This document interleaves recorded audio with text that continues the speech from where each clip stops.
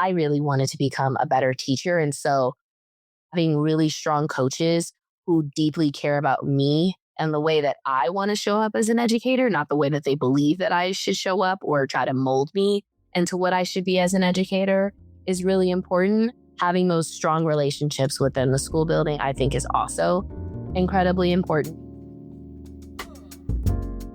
Welcome to The Exit Interview, a podcast for Black educators. This podcast is more than storytelling, it's archival justice. For too long, the voices of Black educators who have left traditional spaces in education have been silenced, dismissed, or left out of the record. Here, we reclaim that narrative. Every interview is a living archive capturing the wisdom, resilience, and truth of Black educators who have shaped classrooms, communities, and generations. Together, we name the challenges: racial battle fatigue, systemic inequities, the weight of caring too much, but we also honor the brilliance and joy that Black educators bring, the creativity, the innovation, the care, and the deep legacy of resilience. Each episode is both a testimony and an offering, an act of preservation for those who came before, and a guide for those still walking this path today. By listening, you are helping to ensure that these stories are not lost, but held, celebrated, and passed forward. So take a breath, settle in, and join us as we honor the past, uplift the present, and reimagine the future of education together. All right, folks, welcome back to The Exit Interview, a podcast for Black educators with me, your host, Dr. Asia. Folks, it's been an amazing season 6. We've had so many wonderful guests come on to tell their stories. If you haven't had a chance to listen to those episodes, go back and listen. If you haven't had a chance to read some of those articles I've written about those episodes, go back and listen and read them. Fantastic. But we have another episode to move on to. Dr. Jamita Horton is here to share her story. Welcome to the podcast. How are you today? I'm doing pretty well. How are you? You know, I cannot complain. I got to sleep in today. I did my journal work. I did my meditation. I was moving slow today. I moisturized. Period, right? I was looking at myself this morning. I was going to do a little post and I said, girl, you dry. No. Let's start over. Let's go in that bathroom and put some moisturizer on. But we're not here to talk about my skincare routine, right? I mean, we could. We could. That's another day. It's another day. Tell us a little bit about yourself. Yeah, so I am Dr. Jamita Horton. I am originally from Milwaukee, Wisconsin. And so that is where my childhood is. That's where most of my references are from, being from the Midwest. But I moved to Colorado about 10 years ago. Ooh, it feels kind of gross to say 10 years. Like, time is like yucky. Yeah, I moved to Colorado 10 years ago and have no desire to move anywhere else for the time being. I am trained as an educator. I'm a kindergarten teacher at heart. You still can see me, showing kindness to people and calling people my friends. It's a part of my speech, part of who I am.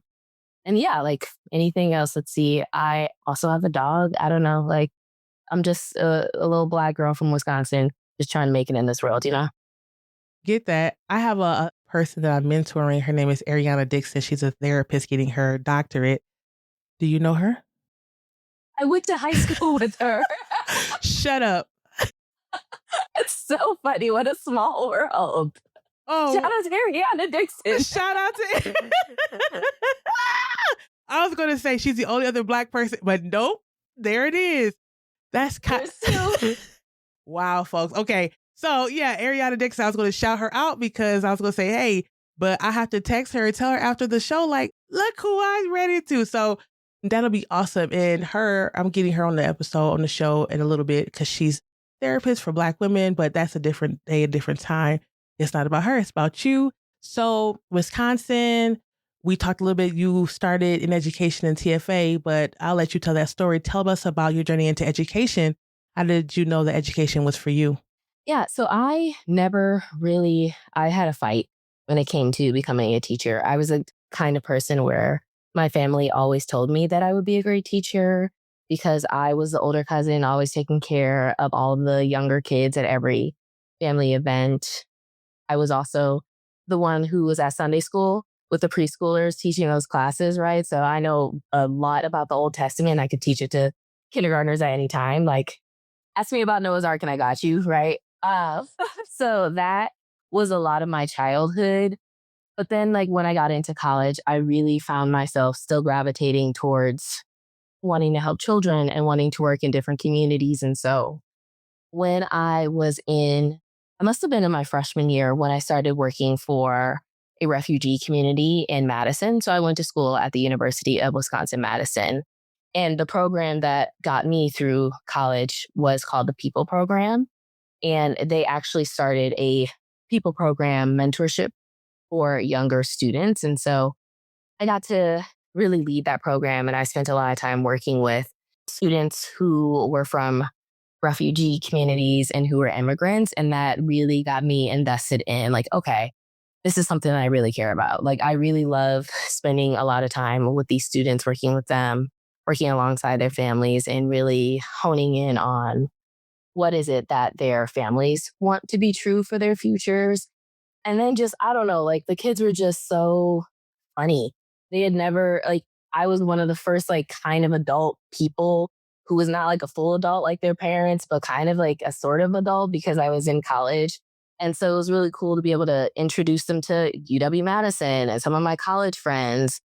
And I got a lot of my college friends to be mentors to a lot of these students, especially a lot of my friends who did the people program who were also like the only BIPOC people in all of Madison, which is like basically a PWI. And so I saw a lot of great examples of what it looked like for kids to be mentored and spend time with people who look like them.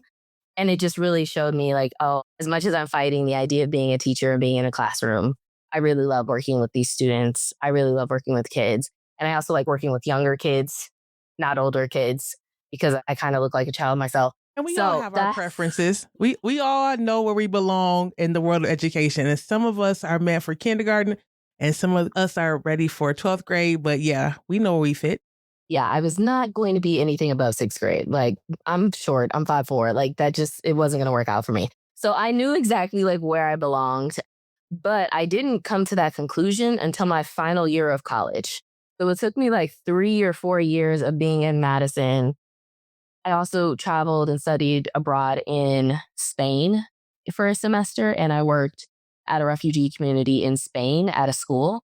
So like I was like, I know I really want to do this, but I've decided this too late. And so now, like, I'm not going to go back and redo 4 years at through the Department of or through the, School of Education in Wisconsin. And so that's when I found Teach for America and ended up going through TFA so that I could get my teaching qualifications and then work at a school back in the hometown. Let me ask then, what was your major before like this whole time? That's a good question. I'm just one of those people who I can't stop doing things. So I had multiple jobs in college. And my other job was working at the Campus Women's Center. And so I was very focused on like women's studies, Black feminist studies, international studies. So yeah, my major was international studies and women's studies. And then I got a certificate in ed policy. And I was like, I know education is where I need to be. At the very end, I finally just succumbed to the truth that I would be a great teacher. And so I went for it. I ask this question all the time. You were going through school for 4 years. Family said, you talked to your family community at the end, like, guess what? I'm going to be a teacher. What was that conversation? Or did you talk to them at all about the change? Did they say, like, we knew that you should have been a teacher? How did that go? My mom was like, well, duh. Of course. Right. Of course. So- Thanks, Mom. She was like, adoy. So my mom wasn't surprised at all. My stepdad was surprised. He's like, I thought you were going to be traveling the world and doing all these things. And then I came back home. So I think there was a sense of disappointment that I did all that. And then I became a teacher and I came back home. But for me, that was intentional and super important for my foundations as an educator. It was really important for me to go back in the district, in the area that I grew up in, to be able to interact with families and kids that look like me and experience similar things that I did as a kid. So yeah, it was mixed reviews from my family. Mixed positive, mixed negative, depending on who it is. Yeah, that makes sense. That totally makes sense. But you do what you love to do, right? And you were led there the whole time. So you finished school, you go into TFA. Tell us, I know that we've had lots of people on here who've gone through TFA, but we'd love to hear how it was for you, how the programming was, what it felt like, the whole process behind it. Yeah, I met some really great people doing TFA. One who I just was recently speaking to. A lot of me and my friends who did TFA are kind of like on parallel lines, even though we live in different places, like both getting our doctorates at the same time, or both wanting to be principals at the same time. So I would say that my experience with TFA in Milwaukee was challenging. I mean, I had an idea of what being a teacher was and what school was like, but then to be on the other end of it and having 30 little eyes and bodies staring at me wanting me to give them direction was just so overwhelming. I remember thinking to myself constantly, like, I don't know if this is the right thing for me. I don't know if I could do this. I also really remember when I was placed in Christian choice school. I don't know if you know anything about just like the choice and charter program in Milwaukee. It's a very complicated thing. That's a whole nother conversation, but I was placed into a Christian choice school. I mean, I really wanted to work in a traditional school, but with TFA, like wherever you get places where you go. And so that is where I went. And that is one thing that made my family happy because my family is super religious. So they were very happy about that. They're like, praise the Lord. Yeah. They're like, you know this. You taught preschool Well, or like, church school. well, I want to interrupt you for a second because you are the first person who's come on from TFA who's talked about being placed in a religious school. I didn't think that was something that could be done. I don't know if I thought about that. I just assumed that everyone was going to be placed in a public or public charter, but not into like a specific religious school. So was that a shock to you? Did you know that that was happening to other people? I had no idea. I always just had in my mind that I would be able to teach at a public school. And that was super important to me because growing up, my experience in education was varied when I was younger because in Milwaukee, it's like my mom spent a lot of time trying to figure out what is the best path for me to go into, what's like the best school entry point, what's the gateway to get me onto the path in order to get to college, right?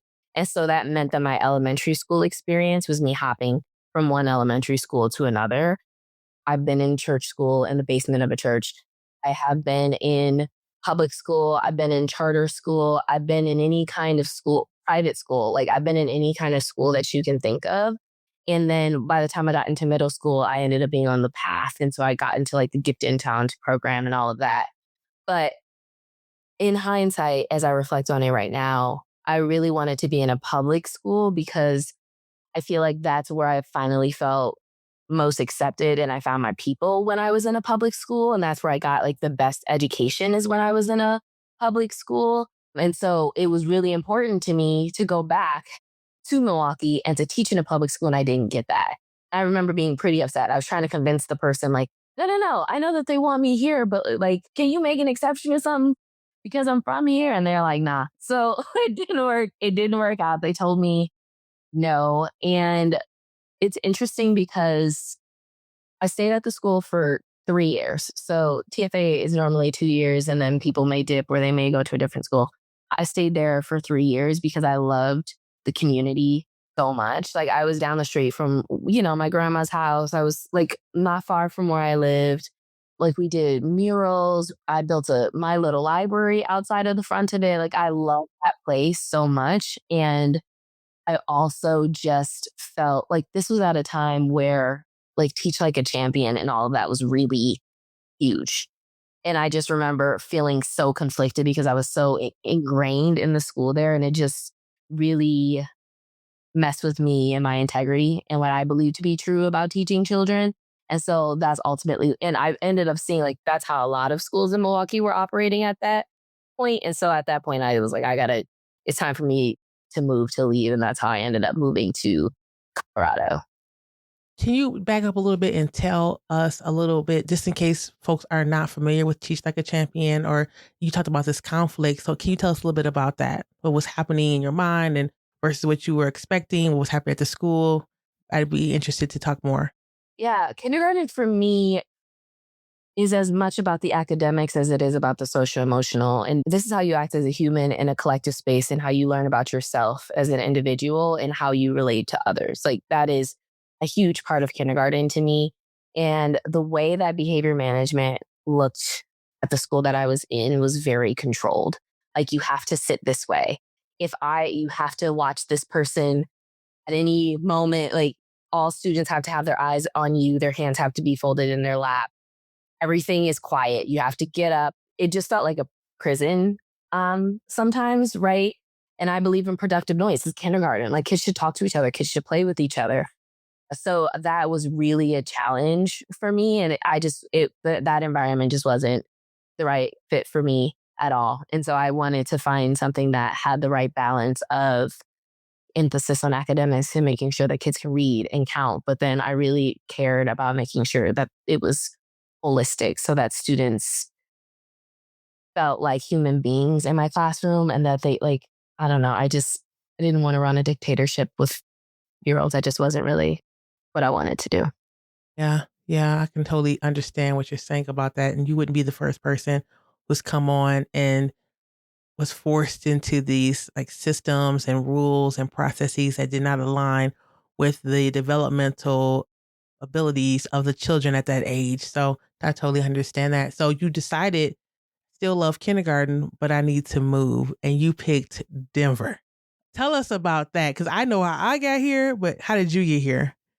That's funny. Actually, I do want to say something because I realized I can remember the exact moment when I was like, I got to leave this space.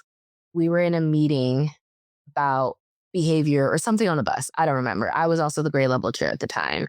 And we were in a meeting with admin. And the administration was discussing this student and how we needed to change some of these rules and we need to be more strict with this kid. And I remember getting pretty upset because of the way that they were just talking about Black students. Everything that they were saying was super coded. Like these people, they're like, I don't know. It was just like super coded. And I was like one of two Black people in my school at the time. And I remember getting really, really upset and saying like, we need to be conscious of how we're speaking about students, how we're speaking about their families, how we are supporting them when it comes to their academics and not like trying to control them. And I remember I had a follow-up meeting with the principal afterwards. I was called into the office and he was like, you care too much. He said, you care too much about this. You're too passionate. You care way too much. And I'm like, what? Like, what? How can I? So that is when I knew that it was time for, there were signs. And then that was just like the biggest red flag that I couldn't ignore when someone tells me that I care too much about the kids that look like me and just saying we should treat them like human beings. So that's when I knew I needed to leave Milwaukee, or at least that school, and I needed to change. I found Denver because my husband has step family in Colorado, and I knew we had to leave. And I was like, okay, we're either going to Denver. I don't know why I made these options up. Denver, Washington, D.C., or Portland, Oregon. Well, I don't know why I picked these three choices. We're not here to judge, folks. We're here to just listen to the story. Okay? No judgment. And why Denver? We're going to go from the driest place possible over to the moistest place possible, the politically most inflammatory. Okay. You know what? Just go ahead and go, girl. Finish the story. I don't know. I have no idea why those are the three choices. Yes. I went to Portland recently and I did not love it there. So I was so glad that that was not where I just blindly went to.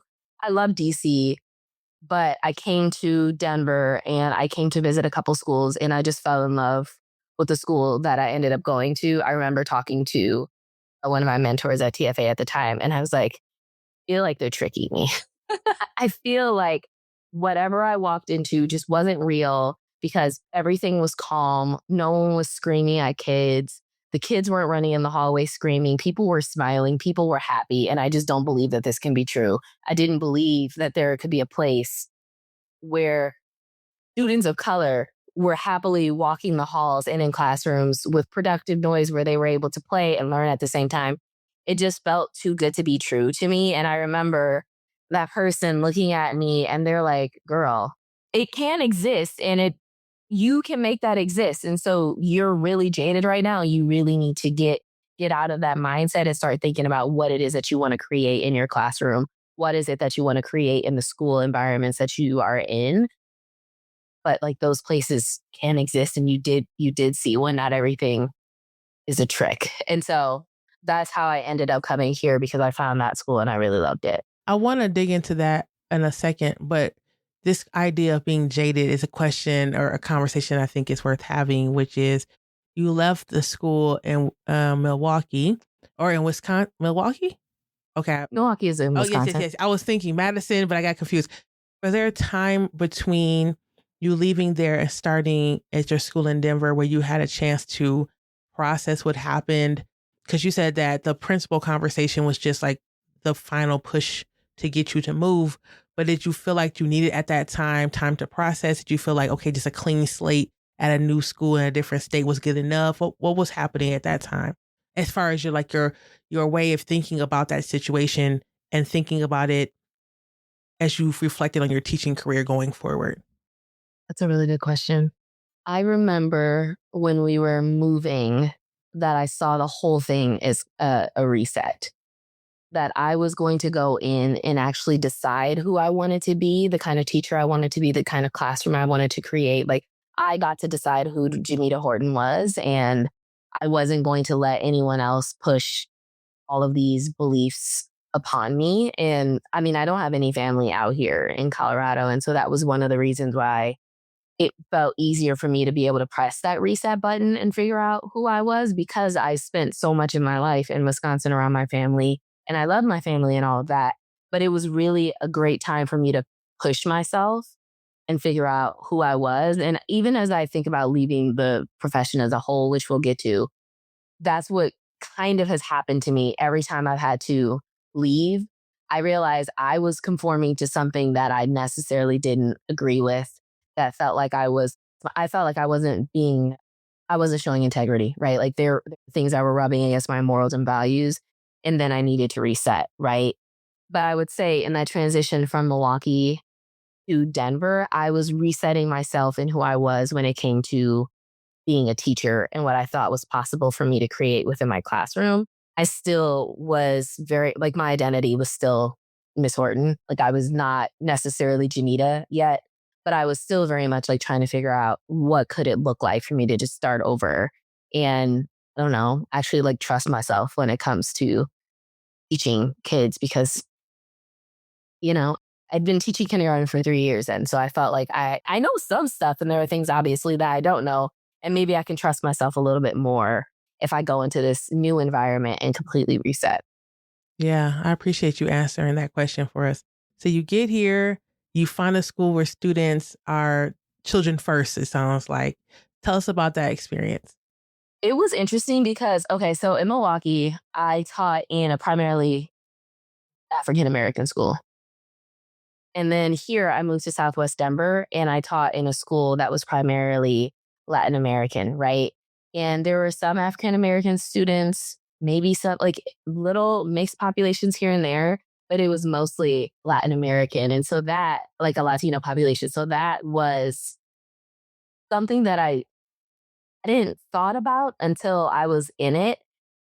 And then it just became like, I don't know, I fell in love with the Southwest side of Denver, Colorado. I even now, like, I go there all the time. I worked right on Federal, right? And so on Federal in Alameda, it's like the perfect fusion of Asian foods and like Latino foods, right? And so like I could get dim sum and then get pho and then go to the taco. Like it was great. Like I love that area.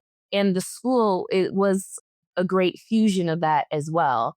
And so coming to Denver, there I still was a little bit jaded, I'm not gonna lie, because I just, I don't know, I just was not sure, but I felt more open to the possibility of being able to create a loving and nurturing academic environment for students, more so than I felt like the years before. Sure. And so how long were you there?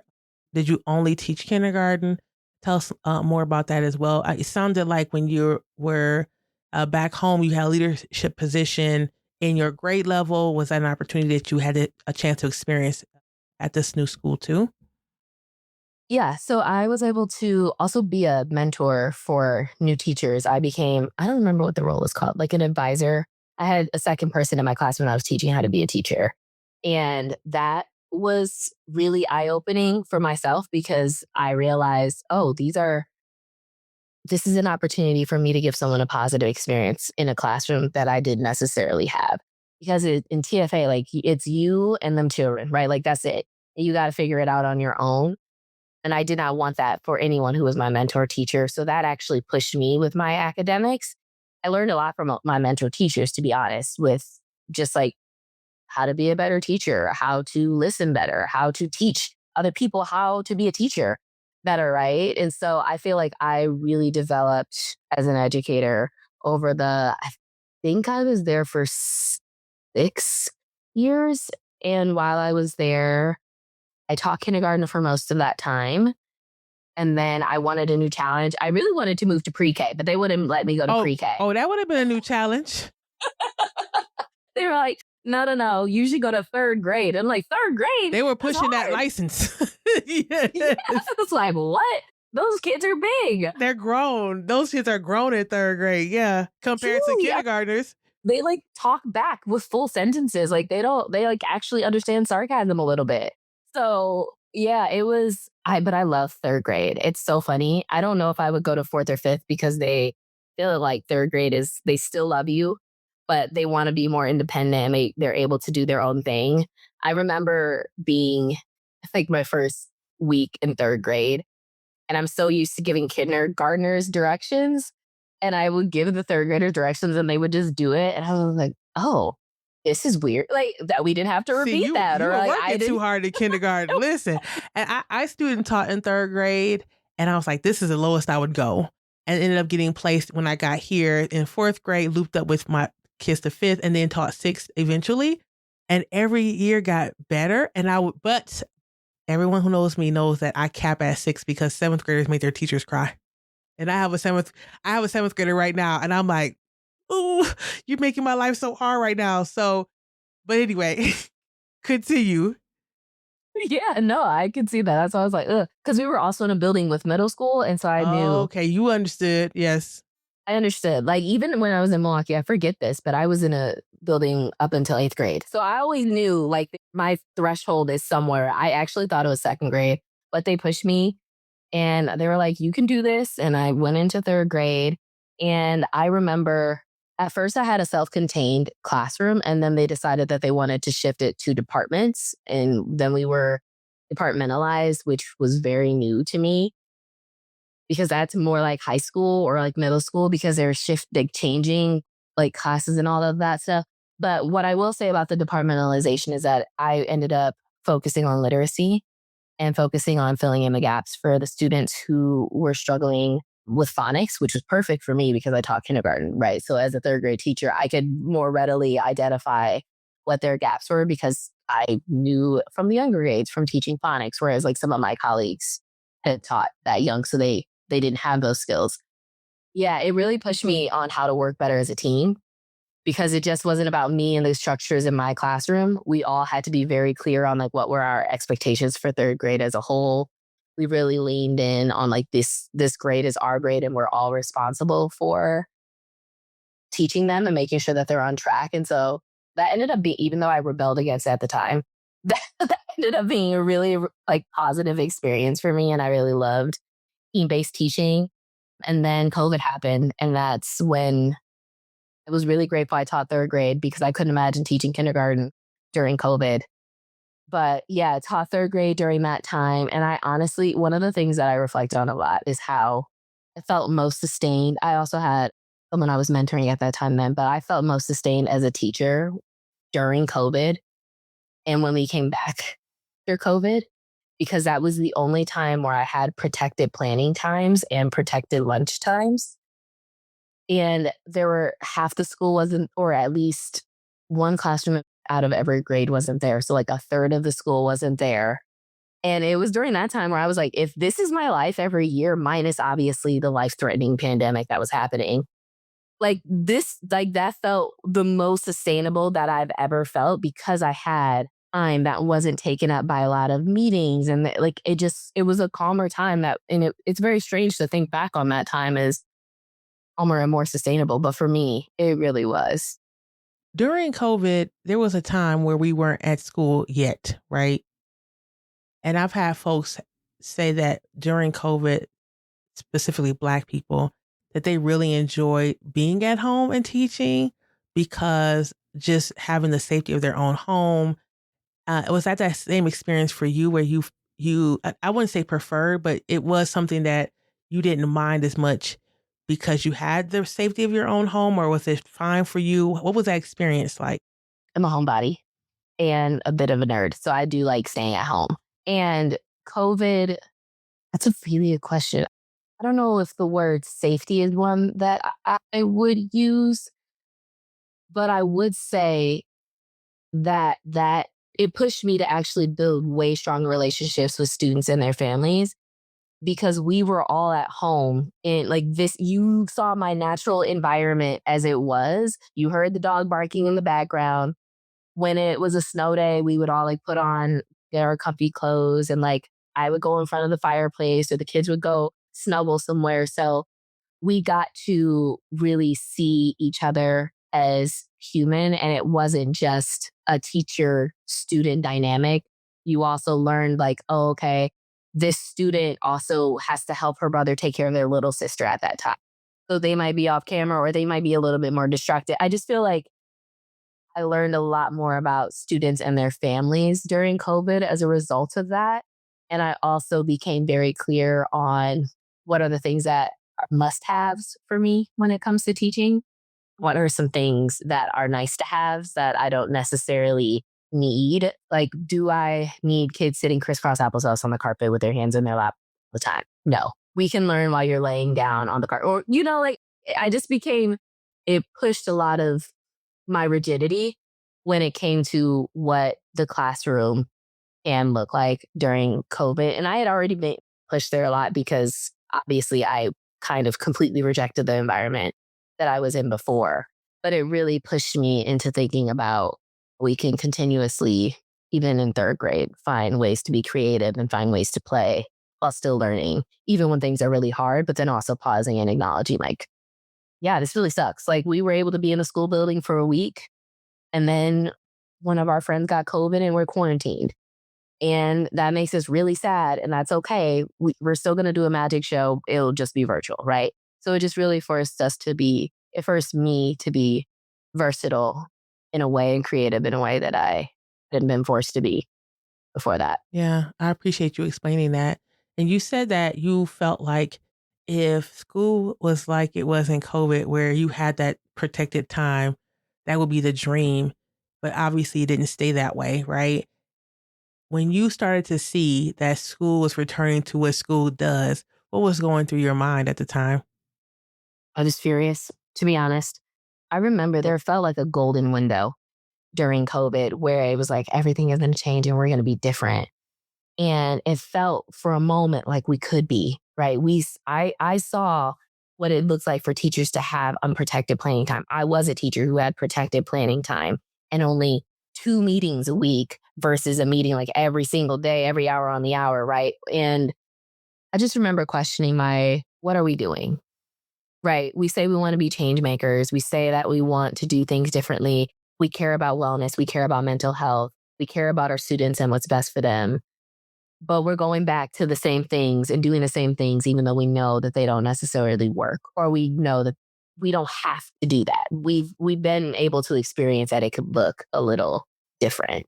And so that was a really frustrating time for me. I also think when I think back to that time, I don't think anyone was well. I don't know. I just remember during that time, during COVID, I felt sustained. And then when the school year started after that, I just felt like I wasn't well because we had just gone back, like everything was normal and everything was the same, and put a band-aid over that whole pandemic thing and just pretended like it's just easier to go back to the status quo than it is to acknowledge what we all just went through as a country, not just with COVID, but with all of like the Black Lives Matter. Like I just remember not feeling well after that COVID time where I finally felt sustained and everything just went back. And I just was like, Can you tell us more about that? When you say you could see it in people's faces that you weren't well, what did that look like?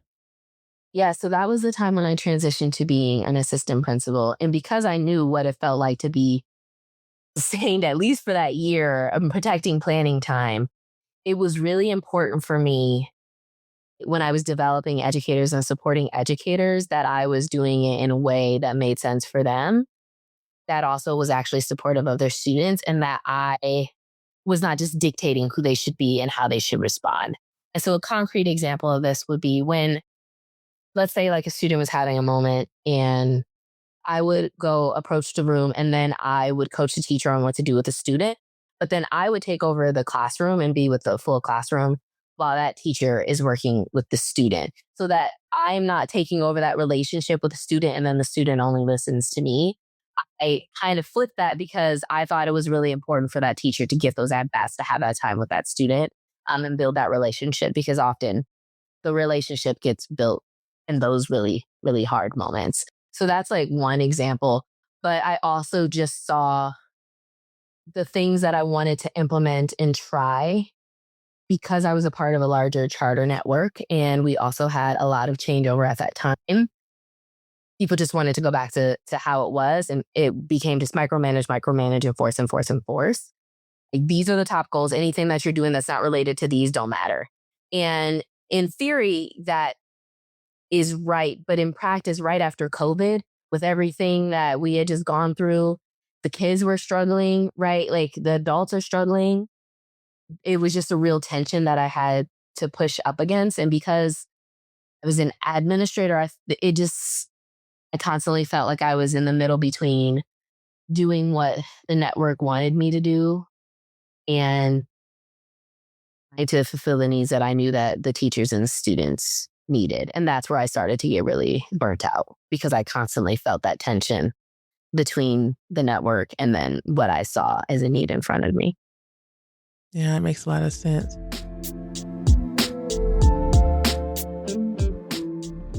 Every voice on the exit interview carries wisdom, resilience, and the reminder that Black educators deserve more than survival. They deserve to thrive. At Lions Educational Consulting, we create the spaces where that wisdom lives on in practice. For individual Black educators, our workshops offer room to breathe, to pause, and to rediscover purpose. For schools and districts, our consulting opens pathways to build equity-centered environments that honor Black educators and ensure they are seen, valued, and supported. These conversations don't stop at the end of the podcast episode. They ripple outward into classrooms, into leadership decisions, and into communities that benefit when Black educators are well. You're already a part of this story just by listening. If you're ready to take the next step, whether as a Black educator seeking wellness or as a leader reimagining your school's future, we'd love to walk with you. Connect with Lions Educational Consulting by connecting with me, Dr. Asia, on LinkedIn, or join me on Instagram. Together, let's transform stories into sustainable change. Now let's get back to the interview. I want to back up a little bit because you were teaching third grade and then you just mentioned that you became an assistant principal. What made you decide, or what happened that helped you decide that it was time to shift into leadership? Was it COVID? Was it something else? I was speaking with my principal at the time, and he mentioned to me that they were going to be changing some of the models for the administration, and that we would be having someone who's overseeing and supporting pre-K through second grade, and someone that's focusing more on third through fifth grade. And I just thought that that was super interesting. And he suggested to me, she was like, have you considered, going from a teaching role to an administrator role? And I hadn't, not really, but she really encouraged me to do that. And I'm glad that she did, because I hadn't thought about myself in that light. Like, I was just Miss Horton teaching third grade with a classroom where, we learned, I don't know, like, I was just a reading teacher in third grade. So I never thought of myself in leadership in that way. But the idea of being able to support pre-K through second grade, because I really love early childhood. So that's like, if I can be in a preschool classroom and support a preschool teacher, because I wanted to be in pre-K. If I can be in second grade and support a second grade teacher. I just want to pause. She didn't let it go, folks. It was still in her spirit. She's still bitter about it. So if you got an opportunity out there for a side hustle, pre-K all day, reach out. I really have been trying to find one. I'm not going to lie. I'm like, maybe I could just like super part-time at a preschool. Go back to Sunday school. The Sunday schools need you, okay? It's plenty of That's so churches. true. I didn't even think of that. Listen, I'm changing lives every day. Go find you a church or wherever you at right now. Go back there to the Sunday school. Miss Janet or whoever's back there is gladly take your expertise, okay? That's so true. Yes. Come on now. That is so true. Oh my God. Yeah. So yeah, that is how, the position came about. She was telling me about it. I applied for it. I got it. And then it was just a huge learning curve for me. And I wasn't really getting support. And I think that is the biggest gap that I've noticed. I was like the only Black person at my school, number one. So not the whole time. Most of the time I was either like one, maybe no, at that year I was one of two, but I was the only Black administrator. And maybe there was like one Black teacher, maybe two Black teachers. Like it slowly increased over time, but being the Black woman, like it was mostly just me and one other person that was a Black woman. And so that was hard. And then most of the administration just at the charter network was white women.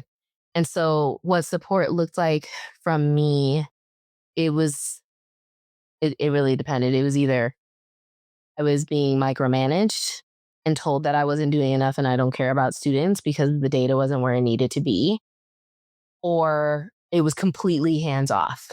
And they were like, why don't you just do this work at Relay, do these monthly things, and we'll never check in on you and like hope for the best. But then like, I wish if I would have had someone who was a strong mentor who could have supported me on what does it look like to maintain my sense of self while still supporting other teachers, because I really felt like I was 100% just focused on how can I support my teachers and how can I support my students. Like that's what my attention was on, and like my own well-being just kind of like went out the window because it really didn't matter at that point because it felt like it was survival, right? In our second grade during that year, it was really challenging because kids were struggling. And I just remember telling myself, like, what matters most is that this kid is okay, and this kid is okay, and this kid is okay, and this teacher is supported.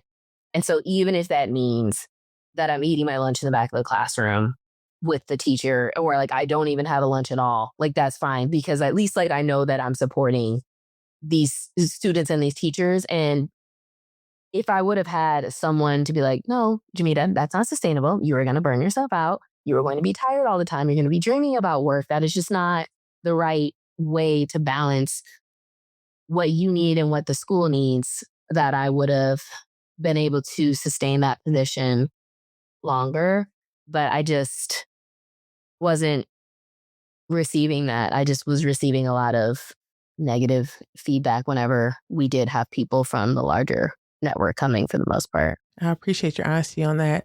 When you talk about, you were at the kindergarten back at home and not well, coming out of that, and then you were living the life in third grade and in kindergarten and then going to leadership, for them not to support you, right? And it's different when people are trying to bang at the door, like, I really want to be a leader, versus being invited.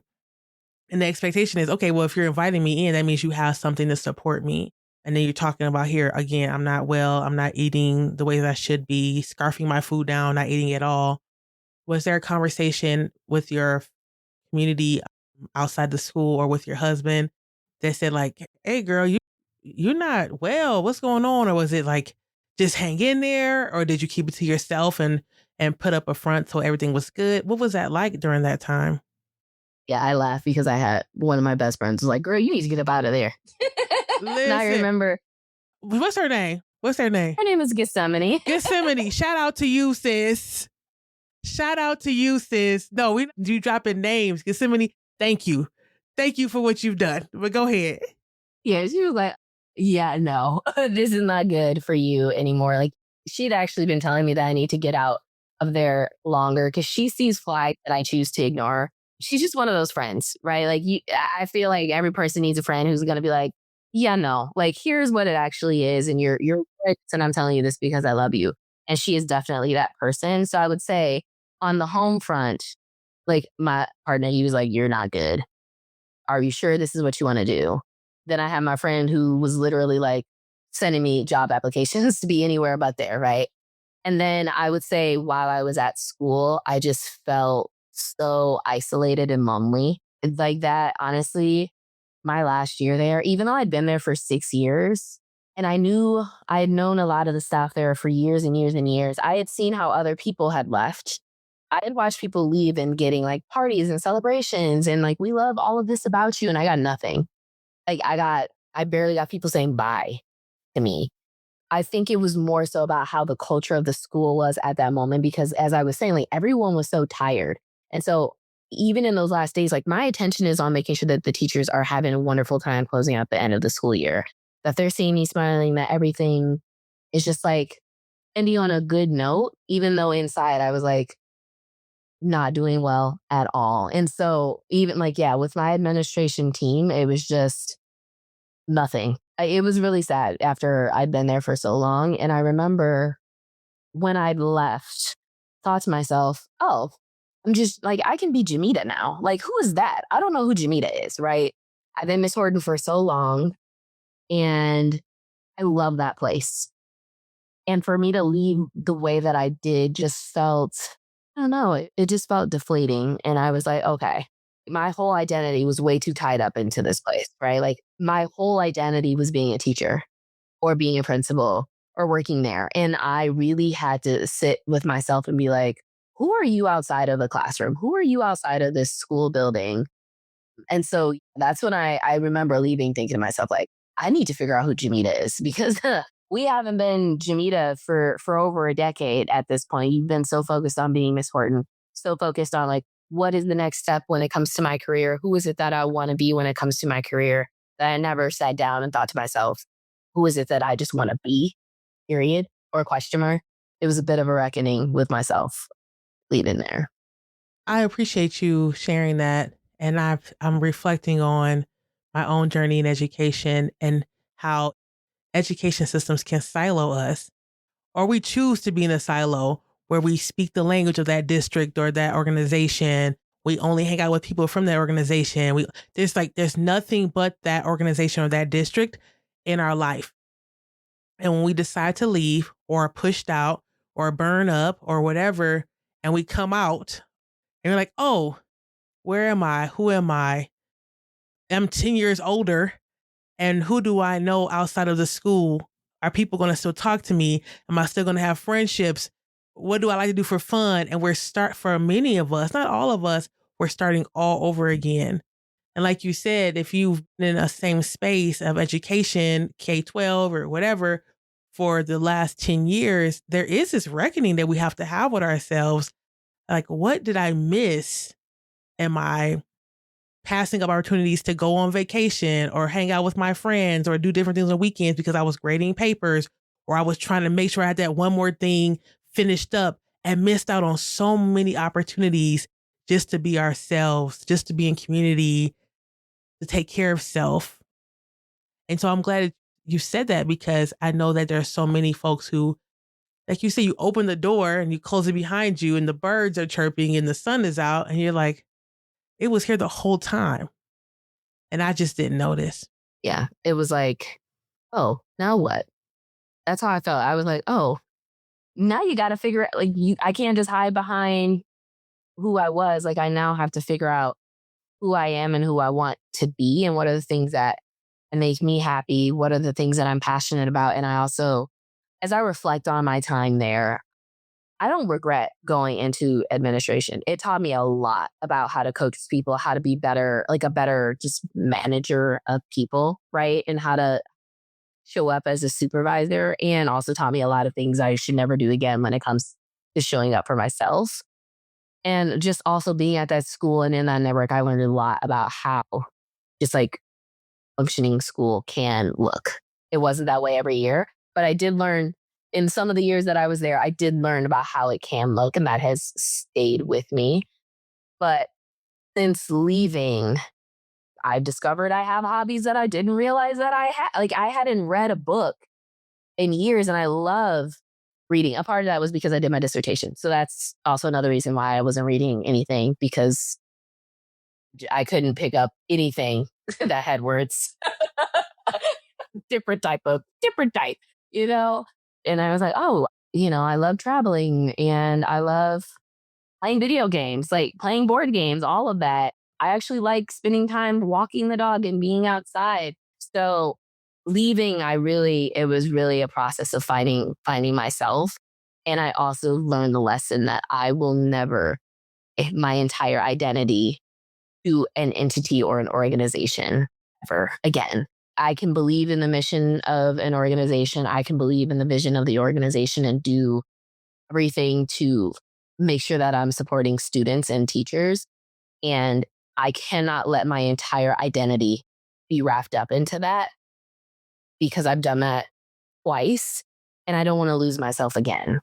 And so that's something that has really, really stayed with me and making sure that I'm very clear about who I am and holding my identity and holding that balance and holding boundaries when it comes to my work. Yeah. Yeah, I love that so much. And that's an important lesson to learn and to keep remembering because systems, policies, things can suck us back in. We have to constantly, I'm speaking for myself, do a check like, hold on, how much time am I spending taking care of me and community, my hobbies, and how much am I spending on things that at the end of the day are a lot of times out of my control or I only have so much control over. So I appreciate you saying that because that's really important. I think for the audience, they need to keep hearing that, right? That we can't let our whole identity be wrapped up. And I think in education, what I found is I think a part of the way that systems wrap us up in them is that teachers, when they tell people they're educators, they get the ooh and the ah. You're a teacher? Oh my God. Over there. That's so great. And that fills the ego, And so when you have nothing left or you're like, I work at a bank, there's nothing ooh ah about that. There's no like, what grade? And that's so awesome. And you're a hero. And that feeds on the ego. And so when there's nothing left and it's just like, this is just who I am and I'm me without a lot of applause, like, who are we? So like thinking back on your time in your K-3 experience and your AP experience, and you mentioned there's not very many Black people you worked with over that time, but you had an opportunity from different views to see what education looked like. Can you tell us some ideas that you have around what you believe that schools, districts, and unions can do to retain Black educators? I think mentorship is super important and not just when you are teaching. I think mentorship is also important as you're moving through the education system and doing different roles. If I would have had a mentor to help support that time going from being an educator into an AP, I would have been able to at least sustain that role for longer. If I would have had someone who had gone through a similar experience and able to coach me through that. Another thing, I just also believe in being high quality coaches. Like when I was a teacher, I really looked to my coach for how to become a better teacher. Teachers want to become better. They want to become really great at their craft. I believe that teaching is a craft, right? It's a skill. It's a science. Like it's all of those things. And teachers really, I really wanted to become a better teacher. And so having really strong coaches who deeply care about me and the way that I want to show up as an educator, not the way that they believe that I should show up or try to mold me into what I should be as an educator is really important. Having those strong relationships within the school building, I think, is also incredibly important because my time when I felt like I had really strong relationships in the building between just like my peers and other staff, whether they were a para, whether they were an assistant principal or whatever, even though I was largely like the only Black person, I still knew that I had someone else in the building that I can go to if I needed to ask a question or talk to. That wasn't my coach. It wasn't anything but just a friend. I also think that it's important to build relationships, strong like relationships within school buildings amongst staff so that teachers have other people that they're able to go to whenever things are happening or if they want to ask for advice. Something else that I think would help with retention outside of like relationship building, mentorship is creating systems where teachers have protected. One of the things that we talk about at my current organization is strategic staffing models and team based teaching. And it's not just departmentalization where like they only teach literacy and someone only teaches math. And it's also about I have protected time to plan. I also am not watching Billy Joe Bob while he's crying or, like that's all part of being a teacher. And it's also super important that teachers have time to plan and not do all of the other tasks because I will find myself, I'm sure a lot of teachers find this, right? Like in my plan time, that little 45-minute chunk, I'm trying to fit as much stuff in there as possible to just get through the day because my time was taken up with the meeting previously. And so I'm planning at home for the most part, right? That was not doable, but it's not necessarily sustainable or a best practice. So I really believe that teachers should have that protected time to be able to plan and to be able to like not have to also cut that time with lunch. Right. Like there should just be protected time for teachers. And then the last thing, there was one other thing that popped into my mind, but it might have fallen out and that's okay.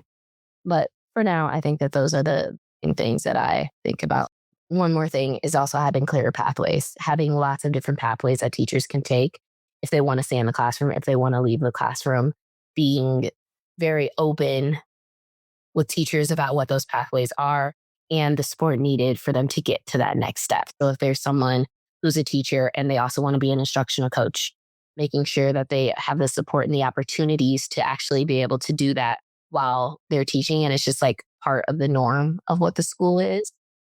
And I would say that's especially true for Black teachers because we're always trying to do a lot, right? And I don't know, like I always felt like I never knew what was available to me until someone invited me or someone told me about these things. And so if we have clear ways of like, if I want to get into curriculum and instruction, do I have to go back to grad school and be able to do that? Or is there a pathway for me to be able to do that within the school system or within while staying a teacher at the same time? Like, can I do a part-time role or do it, I don't know, for 25% of my time? But I think having clear pathways for educators when it comes to careers that don't just say you have to stay in the classroom or you have to be an administrator.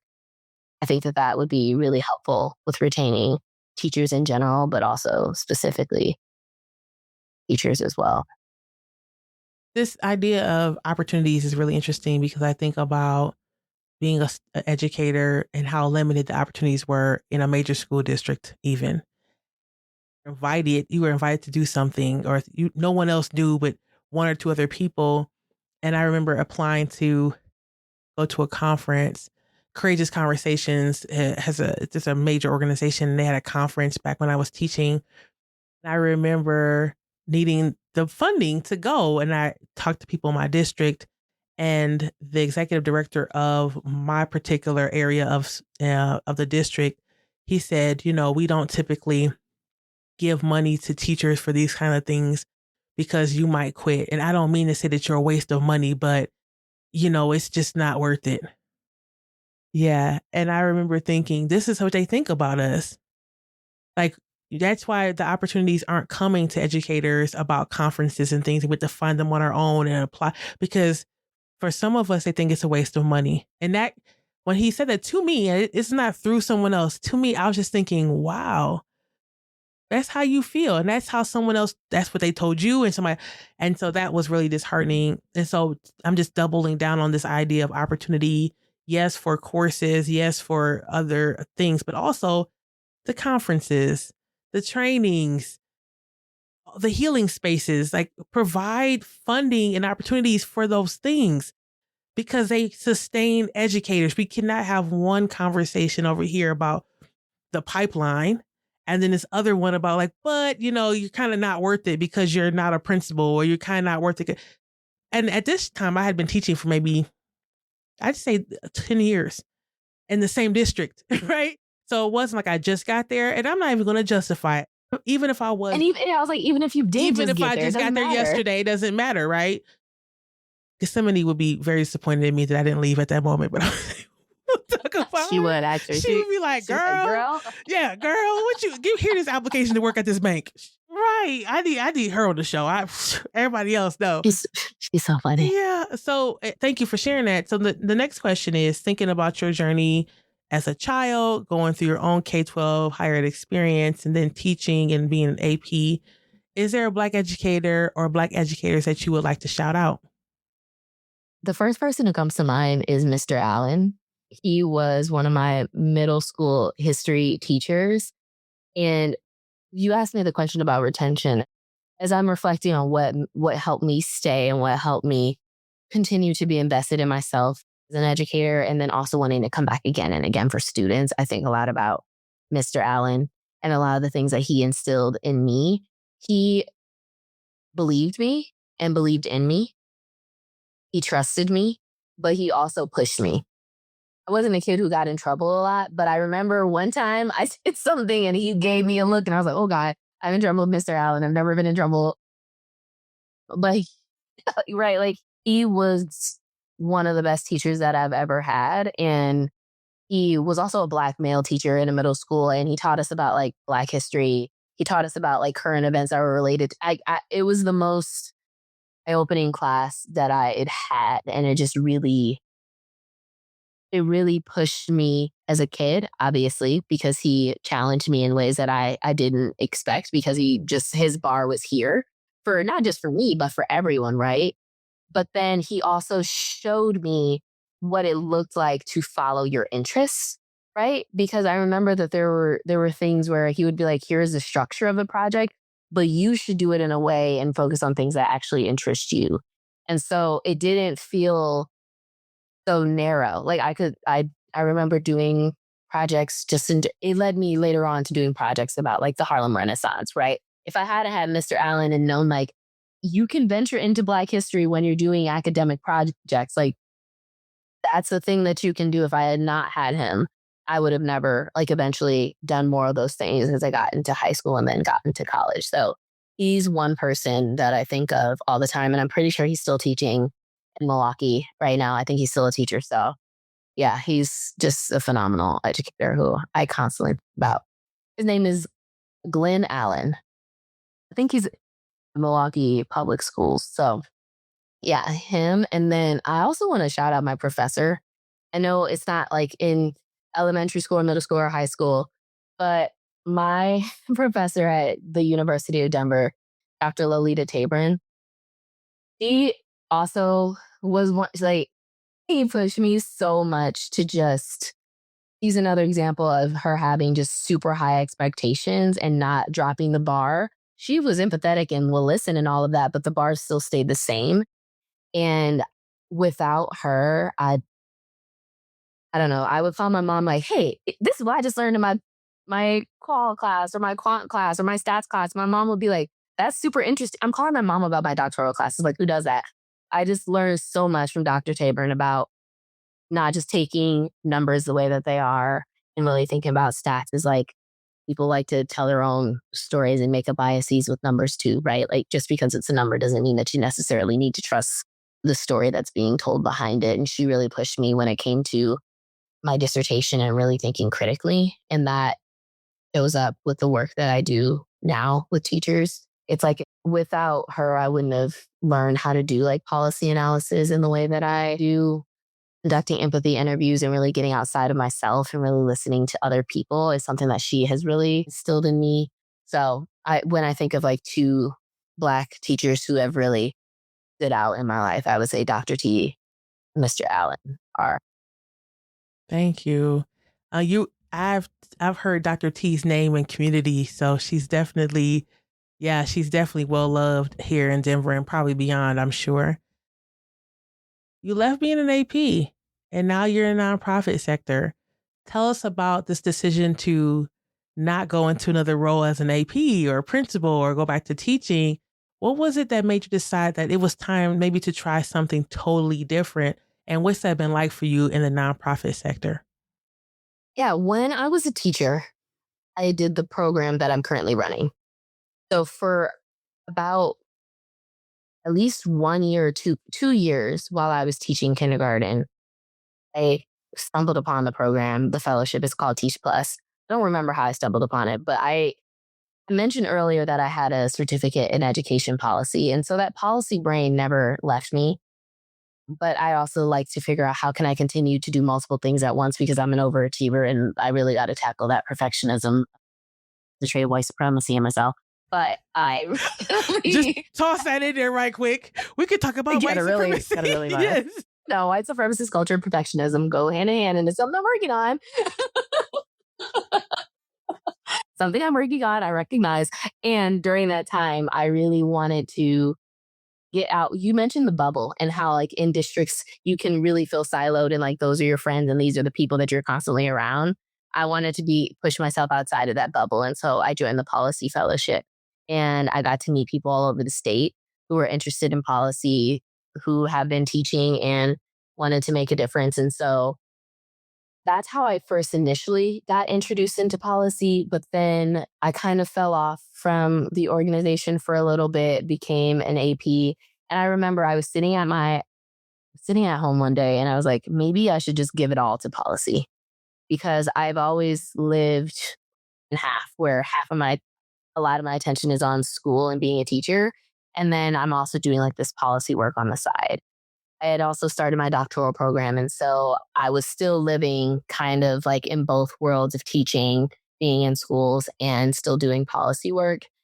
And I figured I should just take the leap. And I saw a position come open. I applied for it, ended up getting it, and I worked at a nonprofit. And it was so funny. The first week of work, I was astonished that I'm like, oh wow, I could go to the bathroom whenever I want. I could eat lunch, but I can go outside, right? Like those things were foreign to me. That was a big difference because I mean, even like as a principal, the minute I would start to walk to my car because I potentially wanted to go get lunch somewhere that wasn't at the school, I would get a call on my phone because something was happening. And so I didn't have that tie to a building or to, yeah, anymore working in the nonprofit space. I also got to work remotely. And so as an introvert, love that. Get to hang out with my dog all day. So yeah, that transition was different. It was hard too because I was still in that process of figuring out who I was and also determined not to tie myself completely and my whole identity to an organization, right? And so in nonprofit world is just I still worked at an education nonprofit. So it was still education adjacent, still working with teachers, but it was different. I don't know, not being responsible for 30 kids all day, right?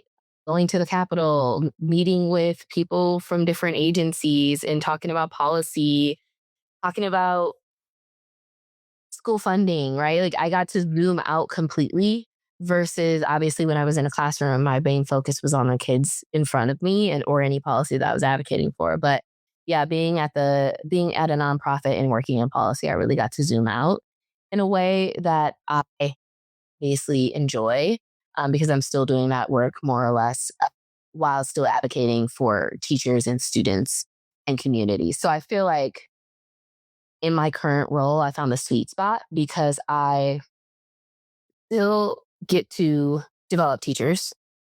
I love developing teachers. I love helping them see that they know more than they thought they did or they have more power than they thought that they did, right? Like nothing is better than having, I think of one of our fellows, his name is Garfield.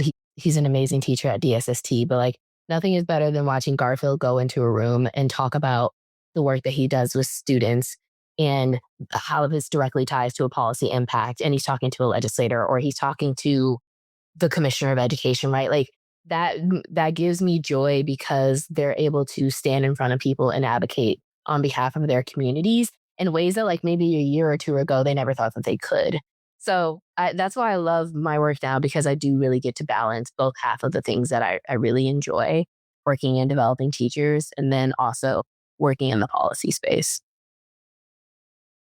This is a super side note question, but in your work, either in your own organization, in the nonprofit you're working with, or just being in the community of policy, have you heard of folks trying to figure out Black retention, Black educator retention issues and challenges, either in Colorado or beyond? And if so, have you heard anything that you feel like could make a difference in our retention struggles here in Colorado? About 2 years ago, Teach Plus drafted a report called If You Listen, They Will Stay. And it was specifically about teachers of color and retention.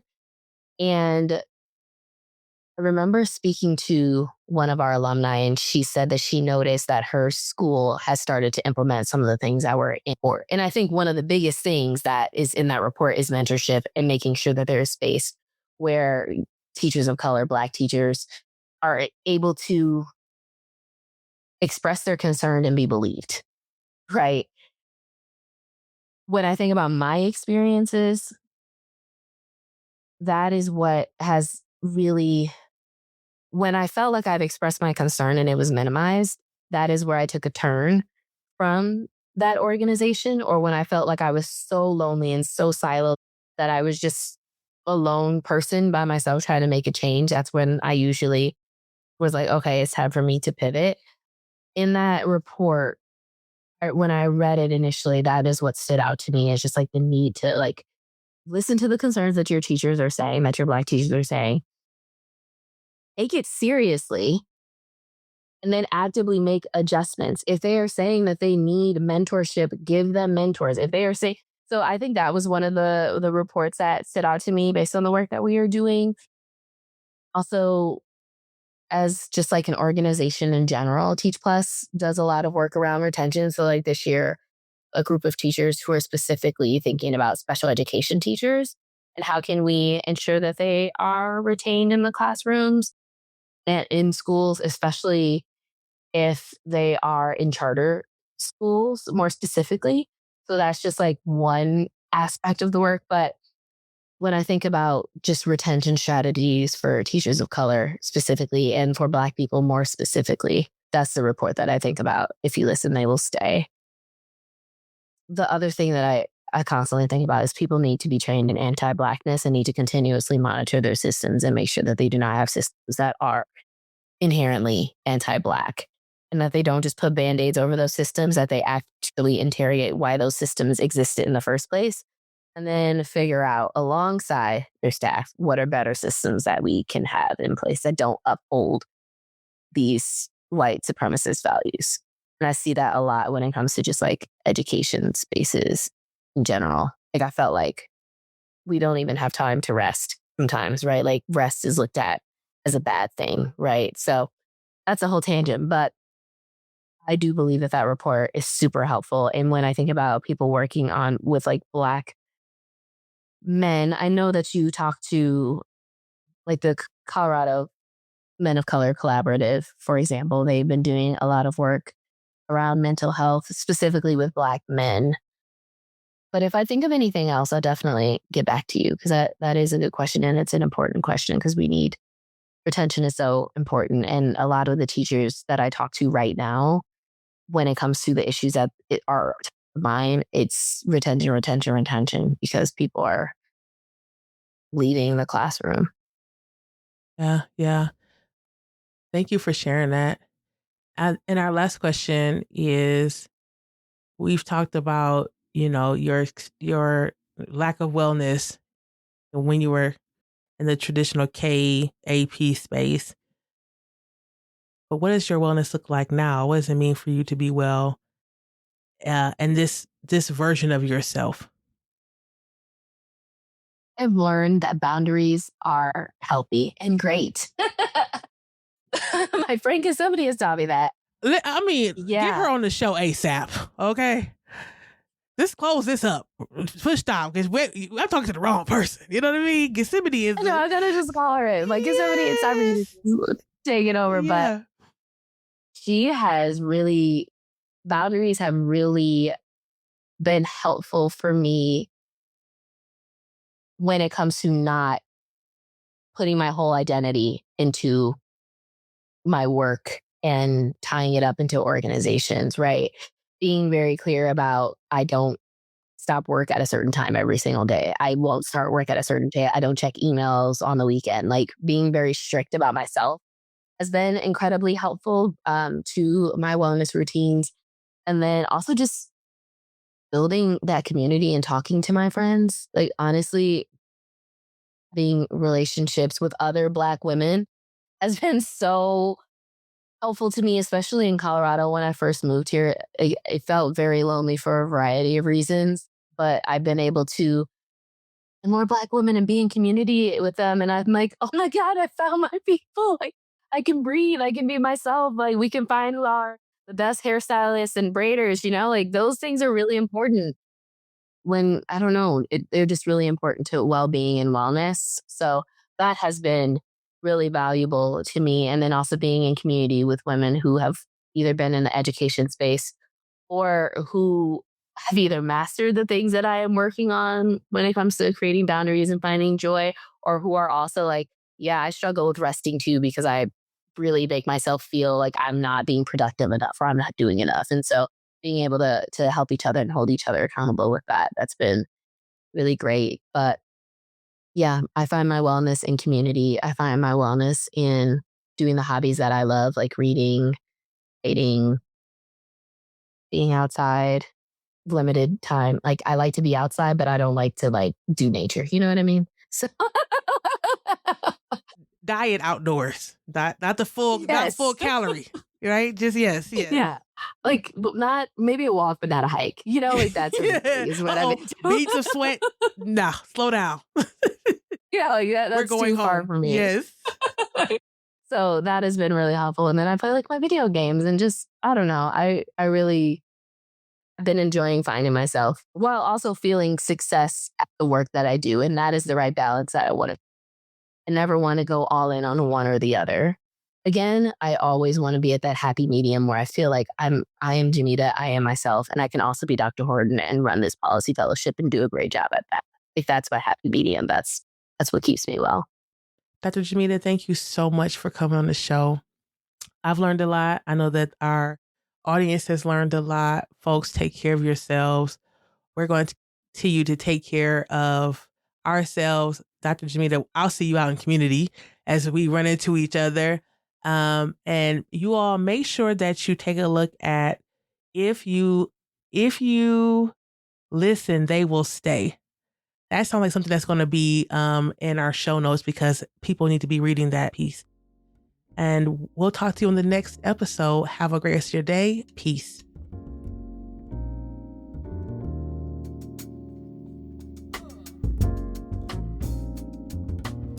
Thank you for joining us for today's episode of The Exit Interview, a podcast for Black educators. Every story shared here is a reminder that our wellness matters and that thriving in education is possible when we create spaces of care and belonging. If today's conversation spoke to you, we'd love to keep in touch. You can sign up for our newsletter at exitinterviewpodcast.com or connect with me on LinkedIn to stay up to date on upcoming workshops, consulting opportunities, and ways we're transforming stories into solutions through Lions Educational Consulting. And before you close out, take a deep breath. Remember that caring for yourself isn't extra, it's essential. Whether you're an educator seeking rest or a school leader reimagining support, you're part of this growing community of care.